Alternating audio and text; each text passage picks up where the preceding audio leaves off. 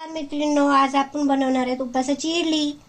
इथं भगर घेतली आहे, 2 वाटे भगर घ्यायचे।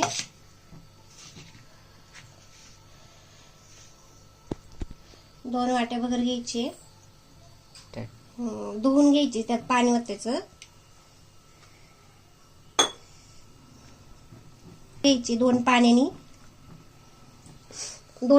चांगली भगर धुवून घ्यायची। आणि आता यातलं 1 तासभर चांगली भगर भिजून द्यायची आपली। आणि अर्धा वाटी साबुदाणा घ्यायचा आहे, भिजू घातलेला आहे हा अर्धा वाटी साबुदाणा। हे भगरीतलं पाणी आपण काढून टाकायचंय।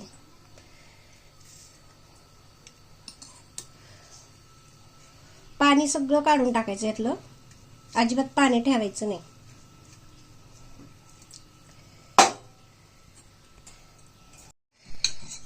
आपल्याला इथं भिजवलेली भगर आहे 1 तास।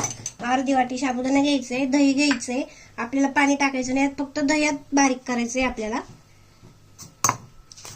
मिक्सर मध्ये बारीक करून घ्यायचंय थोडं, आपलं इडली सारखं, जास्त बारीक पण नाही करायचं, ढोश्याला लागतं तसं नाही करायचं। आणि दही टाकायचं इकडे मिक्सर मध्ये।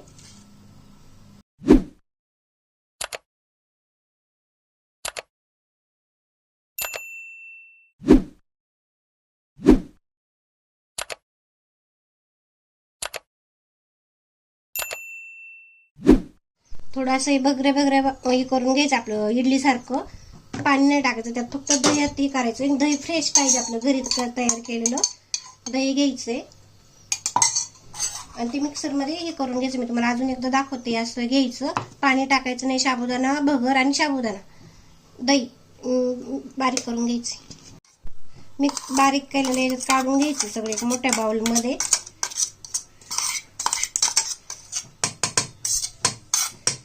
असं बारीक करायचं, भगऱ्याला असं बारीक पावडर नाही करायची, ढोश्याला नाही करायचं।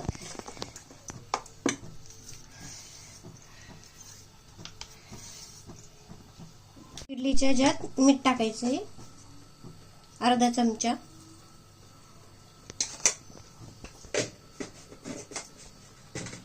आणि अर्धी इनो पुडी टाकायची। उपासाला चालती, जिरा नाहीये, इनो लिंबूची पावडर आहे। तुम्ही सोडा पण टाकू शकता, पण ते फुगणार नाही ना, आपण 1 तास भिजवलं ना याला, आणि दही ते टाकले त्याच्यामुळे इडली अशी फुगली पाहिजे आपली, म्हणून थोडासा इनो टाकायचा। चांगलं असं मिक्स करून घ्यायचं। याच्यात पाणी अजिबात नाही टाकलं, आपण भिजून घेतले, ते हे करून घेतले, बारीक करून घेतले, मस्त असं हे करून घ्यायचं। चांगलं असं मिक्स करून घ्यायचं, हे असं हलवायचं चांगलं। गरम करायला ठेवलं, इथं किंवा तेल पण लावू शकता, बटर पण लावू शकता। इथे मी भांड्याला तेल लावून घेतलंय, बटर। आता भरून घेऊया आपण।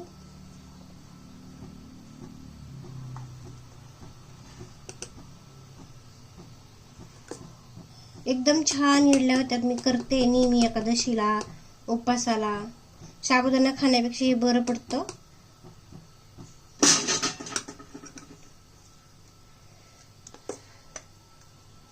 जास्त फुल नाही भरायचं, ते फुगणार आहे, आपण त्यात इनो टाकलाय ना।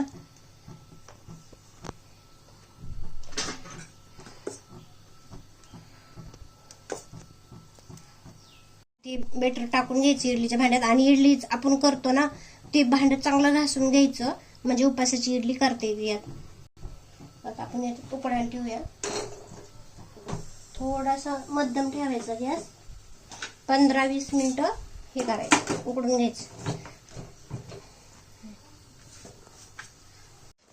आपण बघणार आहेत, आपल्याला इथं इकडे इडली होती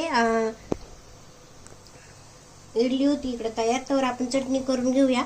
नारळ घ्यायचंय, साल काढून, त्याचा छिलका असतो ना काळा, ते काढायचं, मग चटणी मऊसूद होती। नारळ थोडाच राहिला, काल ह्याला फोडला होता, तो थोडाच राहिलाय।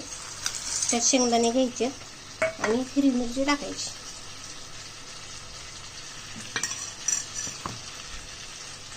बारीक करून घ्यायचे मिक्सरवर, आपण चटणी करतो तशी।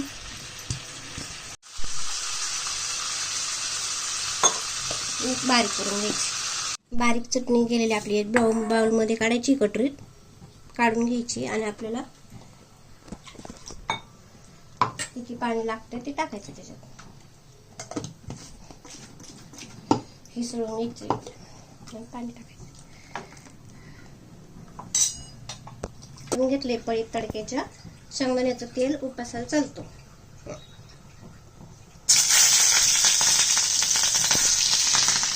हिरवी मिरची टाकायची, हिरवी मिरची टाकली आणि नाहीत खात.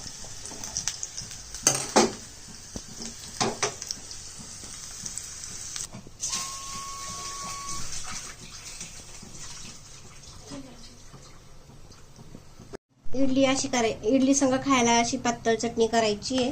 खोबरं, शेंगदाणे, हिरवी मिरची टाकायची आणि मस्त पेस्ट करून छान होती चटणी. करून बघा. उपासाची चटणी. तुम्ही जिरी कोथिंबीर खात असेल तर टाका. मी हिरवी मिरची टाकली, तिखट नाही मिरची, ही आपली हिरवी मिरची आहे लांबकी.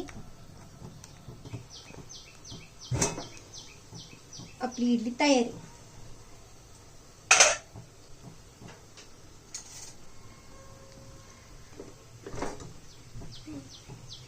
शिजली इडली, आपली इडली तयार झाली, शिजली आहे.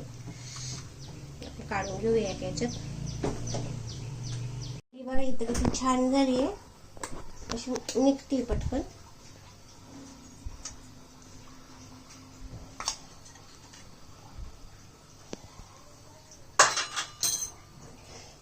झाली भगरीची. भगरीची इडली चटणी उपासाची चटणी आहे. शेंगदाणे आणि तिखट टाकायचं लाल तरीचं. ही चटणी आहे त्याच्यासंग खायला आणि वरून तूप टाकायचं.